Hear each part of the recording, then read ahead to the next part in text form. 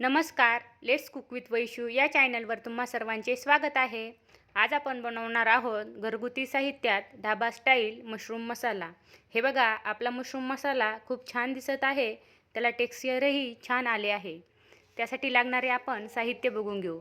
इथे मी दुधाची साय घेतली आहे, उभा कट केलेला कांदा, खडे मसाले, टोमॅटो, लसूण आणि कट केलेली कोथिंबीर घेतली आहे. इथे 250 ग्रॅम मशरूम मी कट करून घेतले आहे. मसाल्यामध्ये किचन किंग मसाला, गरम मसाला, मीठ, हळद, लाल लाल तिखट आणि धने पावडर घेतले आहे. चला तर मग रेसिपीला सुरुवात करूया. इथे मी 250 ग्रॅम मशरूम घेतले आहे. ते पाण्याने स्वच्छ धुवून घेतले आहे. हे बघा, अशा प्रकारे मशरूमची साल काढून घ्यायची आहे आणि मशरूम पाण्यामध्ये टाकायचे आहेत. आपण मशरूमची सर्व साल काढून घेतली आहे. आता ते अशा प्रकारे कट करायचे आहे. मशरूमचे खूप बारीक काप करायचे नाही, थोडेसे जाडसरच ठेवायचे आहे. आता त्यामध्ये हळद, धने पावडर, मीठ, गरम मसाला आणि लाल तिखट टाकायचे आहे आणि मिक्स करून घ्यायचे आहे. मिक्स करून 10 मिनिट ते तसेच ठेवायचे आहे.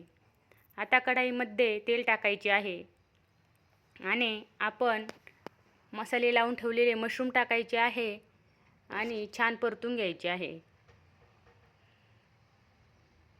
मशरूम 4-5 मिनिट व्यवस्थित परतून घ्यायचे आहे.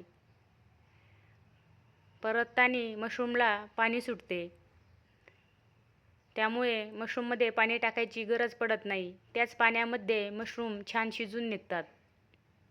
हे बघा, आपण मशरूम इथे छान शिजवून घेतले आहे. आता कढईमध्ये तेल टाकायचे आहे.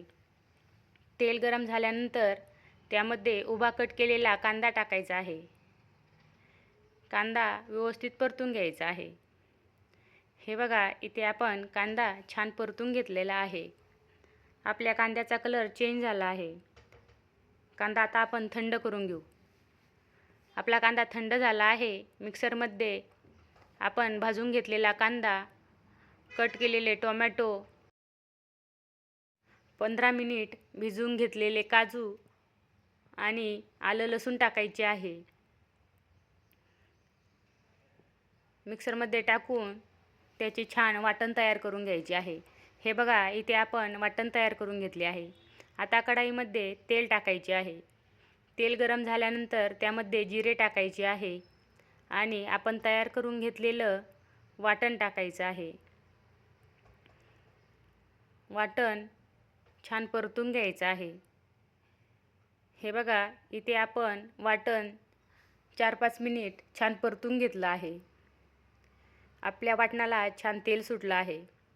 आता त्यामध्ये हळद, धने पावडर, मीठ, लाल तिखट, गरम मसाला आणि किचन किंग मसाला टाकायचा आहे आणि मिक्स करून पुन्हा 2 मिनिट छान परतून घ्यायचे आहे.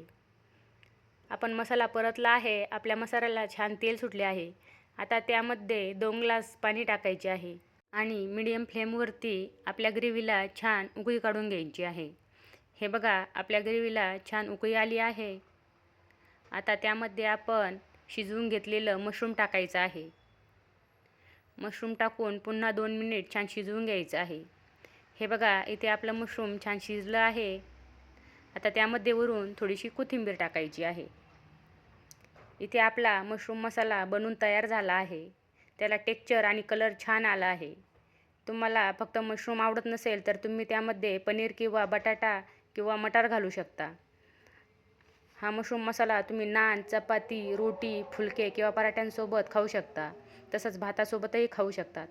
अशा प्रकारे तुम्ही घरी मशरूम मसाला बनवून बघा. कसा झाला ते मला कमेंट करून नक्की सांगा. तर वेळात वेळ काढून तुम्ही ही रेसिपी बघितल्याबद्दल तुम्हा सर्वांचे खूप खूप धन्यवाद. पुन्हा भेटूया अशाच नवनवीन रेसिपींसोबत. धन्यवाद.